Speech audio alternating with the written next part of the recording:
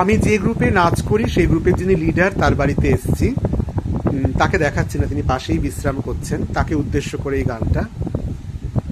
তোমার সাথে প্রোগ্রাম করে কত জায়গা ঘুরে এলাম, কিন্তু আমি পেমেন্ট তবে কেন এত কম পেলাম।